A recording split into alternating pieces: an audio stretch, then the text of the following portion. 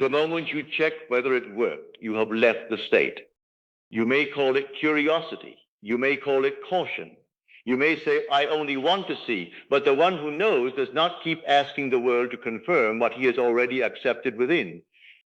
You are not checking for evidence. You are returning to doubt and asking doubt to comfort you. Walk with me, for I will give you a simple replacement for checking, so that every urge to look outward becomes a doorway back to the end. I know you believe that checking appears harmless.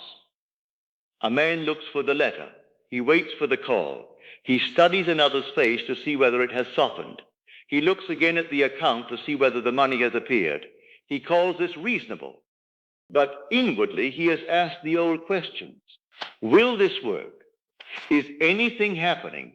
And those questions reveal the state he is occupying. It is not the state of the fulfilled desire. It is the state of one standing outside the door, waiting to be admitted. This is where many undo themselves. They imagine for a few moments, feel relief, and then return to the world to ask whether the imaginal act has received permission to live. But the world is not the cause. The imaginal act is the cause. If you ask the shadow whether the body is real, you have reversed the order. Look at it simply. When something is truly settled, you do not keep asking whether it is settled. If the job position has already been given to you, you do not keep standing outside the door wondering if they will choose you. If the debt has already been paid, you do not keep looking at it as though it still has power. If the answer is already yours, a delay in the outer world no longer has the right to frighten you. This is the feeling of the end. It is not always excitement. It is not always joy. It is the absence of the question. The pressure drops. The mind stops running outside for permission.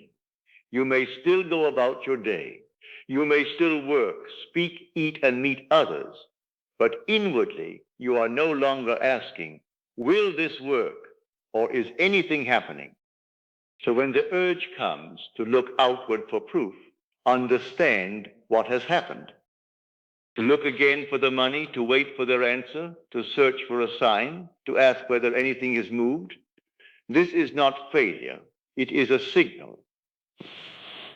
You have stepped back into the question, and the question must be answered within before the world can answer without. The replacement is simple. When the urge to check appears, stop before you obey it. Do not rush to the outer fact. Do not inspect the silence. Do not search another's face for a sign. Turn inward first. Ask yourself one question.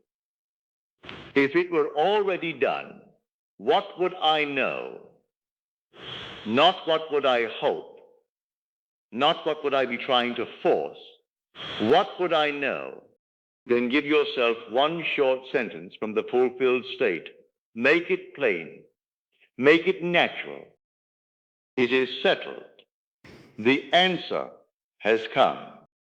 It worked. I am chosen. The money is here. Everything is arranged. Do not make a speech. The fulfilled man does not argue with himself. He knows. Hear that sentence once, as though it were spoken from reality. Let it land. Let the body receive it. Let your breathing change. Then move on as the one who has already received the answer. If the urge returns, repeat the same act, not with panic, not with strain. Simply return. The old state may ask for evidence many times because it has long been fed by appearances. Do not feed it again. Give your loyalty to the new state. This is discipline, not forcing the world, not suppressing thought, but refusing to leave the end every time the senses ask for inspection. I tell you, if you must check something, check the state you are standing in. Ask, Am I waiting or am I being? Am I looking for proof or am I accepting the proof within myself? Am I listening to the old man or am I standing as the new? This is the only checking that helps you. The outer checking makes you depend on appearances. The inner checking restores you to cause. Do not give delay the power to name you. Do not give silence the right to decide. Do not give another person's face, mood, or word the throne of your imagination. Return to the place where the answer is already true. Remain there until it feels more natural than the question. So remember, make this the rule. Before you look outward, return inward. Before you ask the world, answer yourself. Before you measure the silence, hear the end.